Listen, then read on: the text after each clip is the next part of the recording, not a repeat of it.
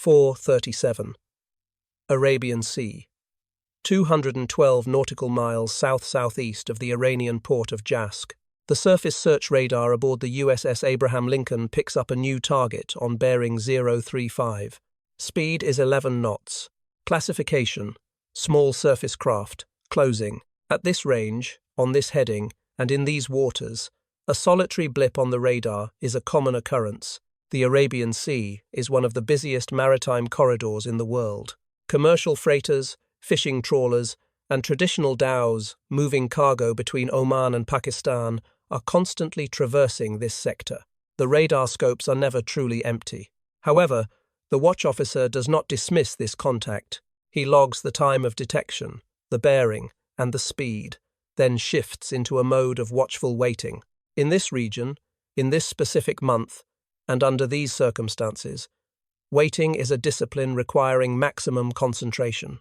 It is precisely the accuracy of decisions made in these quiet moments that defines the thin line between readiness and catastrophe. The USS Abraham Lincoln, CVN 72, is a Nimitz-class nuclear-powered supercarrier. She represents 1,092 feet of sovereign American territory, displacing over 100,000 tons. Her flight deck, spanning nearly 4.5 acres of armored steel, supports continuous combat flight operations around the clock. Below the waterline hum two Westinghouse A4W nuclear reactors. They generate enough power to run a medium-sized city. These reactors allow the ship to sustain speeds in excess of 30 knots. Simultaneously, they feed the massive electrical load required by every combat system, radar array, and communications suite on board. The carrier hosts an air wing of more than 60 aircraft. This includes F/A-18E and F Super Hornets, alongside the fifth-generation F-35C Lightning II. The wing is supported by EA-18G Growler electronic warfare jets and E-2D Advanced Hawkeye airborne early warning aircraft. Helicopter squadrons flying the MH-60R and MH-60S, along with CMV-22B Osprey tiltrotors for logistics, complete the group. In the context of global military capability, this is not merely a warship. It is an autonomous instrument of strategic projection, a mobile airbase that answers to no foreign jurisdiction. She relies on no host nation and requires no permission to operate in any corner of the world's oceans. Carrier Strike Group 3 arrived in the Middle East theater on January 26th. The transit from the South China Sea, through the Strait of Malacca and across the Indian Ocean, was conducted at high speed. The deployment order was issued in mid-January against a backdrop of escalating tension between the United States and the Islamic Republic of Iran. Protests that erupted in Iran in late December over economic grievances had spread across every province. They soon evolved into a full-scale anti-government movement. Tehran's response was brutal. Security forces opened fire on demonstrators, mass arrests began, and the frequency of executions spiked. The international community condemned the violence. Washington ramped up diplomatic pressure while simultaneously initiating a realignment of military forces in the region. As her primary escorts, the Lincoln is flanked by the guided missile destroyers USS Spruance, USS Michael Murphy, and USS Frank E. Peterson, Jr. Additionally, the destroyers USS McFall, USS Mitcher, and USS Delbert D. Black are already operating in the sector. 3 coastal patrol ships are monitoring the shallow waters of the Persian Gulf. F-15E Strike Eagles have been forward deployed to Muwafaq Salti Air Base in Jordan. Aerial refueling tankers have massed at Al Udeid Air Base in Qatar. The signal was crystal clear and left no room for misinterpretation. 441. The target maintains its course. Bearing 034, speed has increased to 12 knots. The vessel is closing. The Combat Direction Center aboard the carrier is a sealed, climate-controlled nerve center. Located deep within the ship's superstructure, it is insulated from the roar and heat of the flight deck.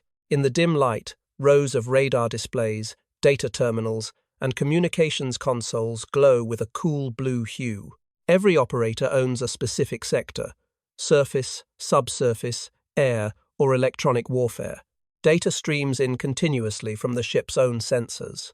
Telemetry is also fed from the E-2D Hawkeye orbiting at 25,000 feet, from satellite uplinks, and from the escort destroyers. The target is now being tracked by multiple systems simultaneously. Its small radar cross-section is characteristic of a fast inshore attack craft.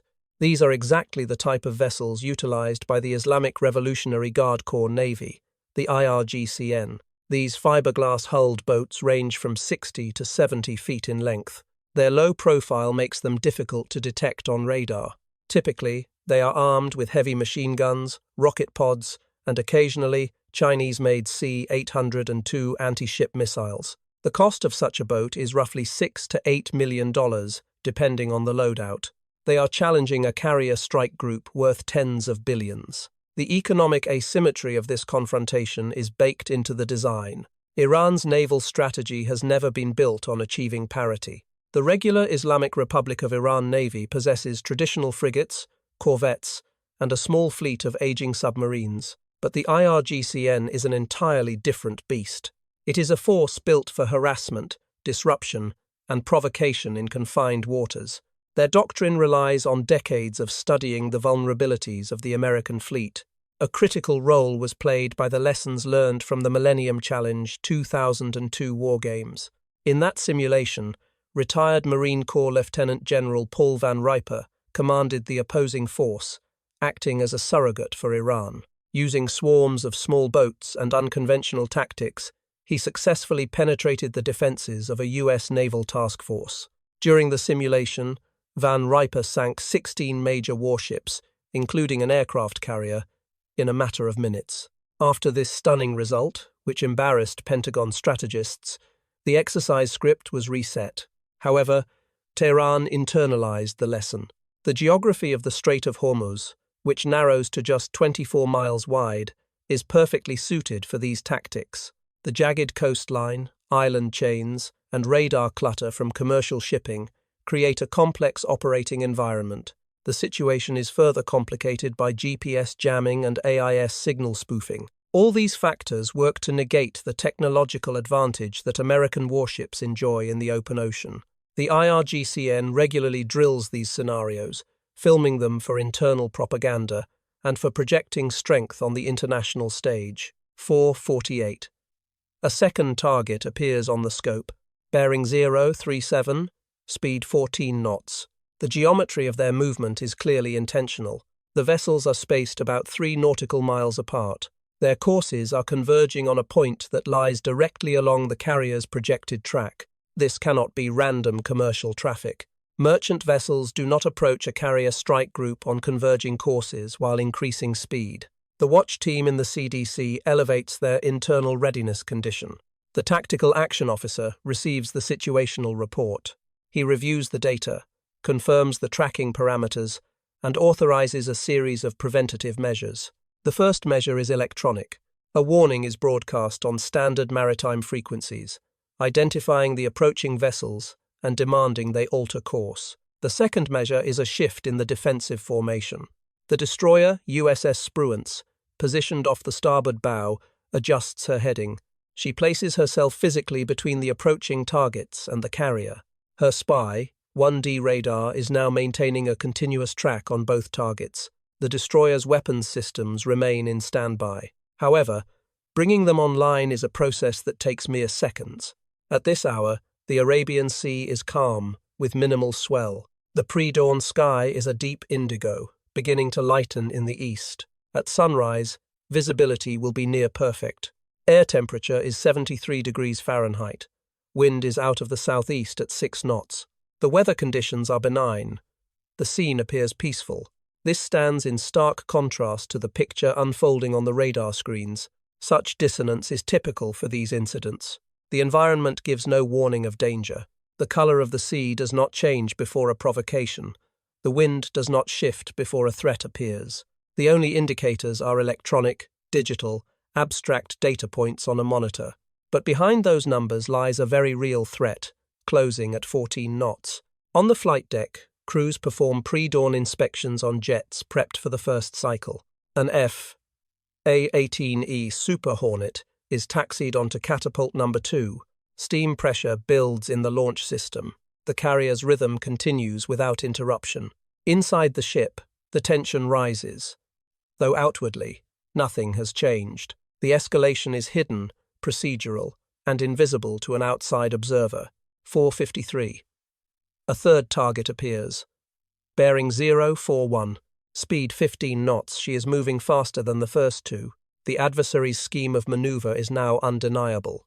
3 vessels are spread across a 6-degree arc. All are driving toward the strike group's position. The geometry of their headings indicates coordinated action. This is not the chaotic movement of independent fishing boats or freighters. They are working together, maintaining comms, and closing in. The tactical action officer orders the ship's close-in defenses to stand by. The Phalanx CIWS mounts on the carrier's superstructure slew around to track the inbound vectors. Sea Sparrow launchers are brought to readiness. On the escort ships, the 5-inch Mark 45 main guns are trained toward the potential threat. Simultaneously, the air boss on the flight deck is briefed. Flight operations are not suspended. Pausing operations could be interpreted as a sign of vulnerability. However, the deck crew is ready to clear the workspace for defensive maneuvering at a moment's notice. The E-2D Hawkeye orbiting overhead adjusts its patrol track. This optimizes its radar lookdown angle on the approaching surface targets. IRGCN tactics in these situations are well documented. Western intelligence agencies have logged hundreds of such incidents over the last 2 decades. The standard script involves fast inshore attack craft closing at high speed. They approach within a few hundred yards of a U.S. vessel. Then, the boats execute sharp turns and high-speed passes, attempting to provoke a reaction. Sometimes, armed personnel are visible on deck. Sometimes, they train machine guns or rocket pods toward the American ship. Periodically, threats are screamed over the radio, but in some cases, they operate in total silence. It is this uncertainty that serves as their primary weapon. Every such incident forces the American commander to make a binary choice.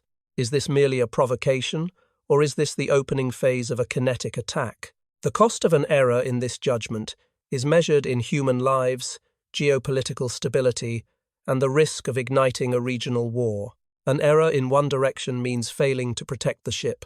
An error in the other direction means starting a conflict that could redraw the map of the Middle East overnight. The IRGCN command understands this dilemma perfectly. They masterfully exploit the thin line between threat and attack, demonstrating a specific kind of tactical sophistication. 4:59. Range to the nearest target is 18 nautical miles. Speed has increased to 17 knots. The vessels are positively identified through a fusion of radar signatures, signals intelligence, and visual confirmation from the Hawkeye. These are Paycarp-class fast inshore attack craft of the IRGCN. The Iranian-built boats are roughly 75 feet long. They are capable of speeds exceeding 45 knots in calm seas. Each vessel is fitted with dual heavy machine guns and launch rails for anti-ship missiles. Identification shifts the assessment. These are no longer unidentified contacts requiring classification. This is a known adversary, on known platforms, with known weaponry, and they are closing on a known target with increasing velocity. The carrier's commanding officer receives the brief on the flag bridge. The discussion is quiet, professional, options are weighed, and rules of engagement are reconfirmed. Understanding rules, the strike group commander does not need permission from Washington to defend the ship. He is authorized to engage in the face of a hostile act or clear hostile intent. These authorities are delegated in advance. The decision, if it comes to that, will be made here, on this ship, by the officers in this room. But the broader geopolitical context weighs heavily on any decision. Diplomatic talks between Washington and Tehran are days away. Envoys are already in the region. Arab nations are mediating. The prospect of a diplomatic resolution to the nuclear crisis, however fragile, still exists. A single mistake, a missile fired prematurely, or a boat sunk without cause, could shatter the diplomatic process entirely. But the converse is also true. Failing to respond to a credible threat could lead to casualties and invite further aggression. It would be seen as weakness at a moment when the entire region is watching to see what the United States will tolerate. The carrier command is forced to maneuver through a window of opportunity as narrow as the Strait of Hormuz itself. But this corridor is defined not by geography, but by judgment. With every second that the approaching boats do not alter course, the decision window shrinks and the pressure spikes. 5-4. Range 12 nautical miles. Speed 22 knots. The boats continue to accelerate. On the bridge, the officer of the deck establishes visual contact through high-powered optics. 3 dark silhouettes, sitting low in the water, carving white wakes across the grey surface. They are moving fast, and they are moving in sync. The radio comes alive.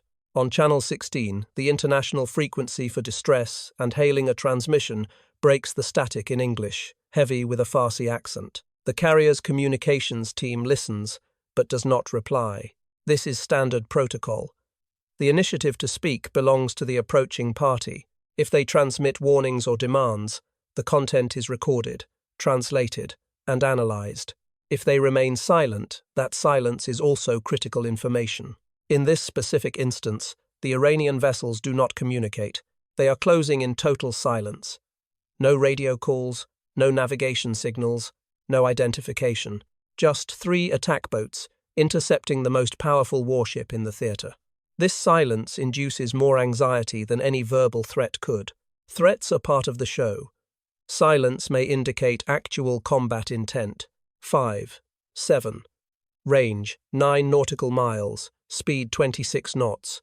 USS Spruance transmits a direct warning via bridge-to-bridge radio in both English and Farsi. The message is unambiguous. You are approaching a United States Navy warship operating in international waters. Your current course and speed pose a threat. Alter your course immediately, or you will be subject to defensive measures.